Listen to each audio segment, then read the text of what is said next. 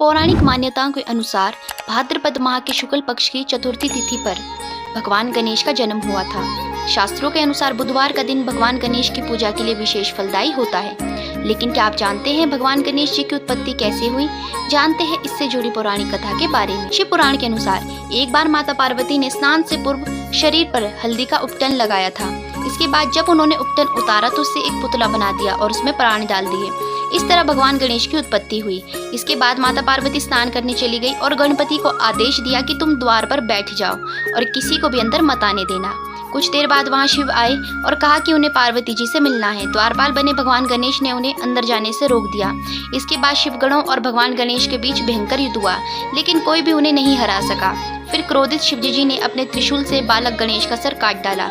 जब माता पार्वती को इस बात का पता चला तो वह रोने लगी और प्रलय करने का निश्चय कर लिया। इससे देवलोक भयभीत हो उठा। फिर देवताओं ने उनकी स्तुति कर उन्हें शांत किया। भगवान शिव ने गरुड़ जी से कहा कि उत्तर दिशा में जाओ और जो भी माँ अपने बच्चों की तरफ पीठ करके सो रही हो उस बच्चे का सर ले आओ। गरुड़ जी को काफी देर तक ऐसा कोई नहीं मिला। अंततः एक हथनी नजर आई। हथनी का शरीर ऐसा होता है कि वह बच्चे की तरफ मुंह कर नहीं सो सकती, तो गरुड़ जी ने उस शिशु हाथी का सर काट कर ले आए।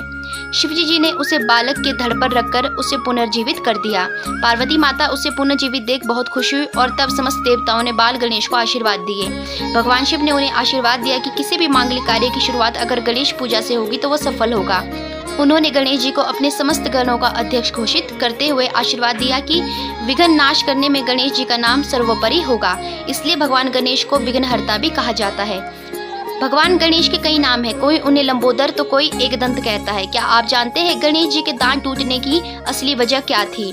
भगवान गणेश को एक दंत इसलिए कहा जाता है क्योंकि उनका एक दांत टूटा हुआ है। एक दांत किसने तोड़ा उससे जुड़ी अलग अलग पौराणिक कथाएं हैं। सबसे प्रचलित कथा गणेश और परशुराम की लड़ाई से जुड़ी है। एक बार परशुराम भगवान शिव से मिलने के लिए कैलाश पर्वत पहुंचे, लेकिन द्वार पर खड़े गणेश जी ने उन्हें अंदर जाने से रोक दिया।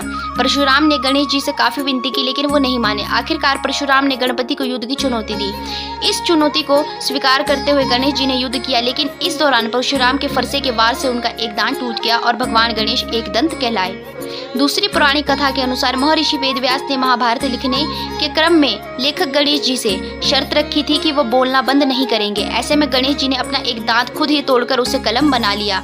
गौरतलब है कि भगवान गणेश एक दंत कहलाए जाने के पीछे अलग अलग पौराणिक मान्यताएं प्रचलित है, जिसकी वजह से आज भगवान गणेश को उनके भक्त प्यार से एक दंत कहकर बुलाते हैं। एक पौराणिक कथा के अनुसार देवताओं के सामने जब ये प्रश्न आया कि सबसे पहले किसकी पूजा की जाएगी, तो भगवान शिव ने कहा जो सबसे पहले संपूर्ण पृथ्वी की परिक्रमा लगा लेगा वही इस सम्मान को प्राप्त करेगा।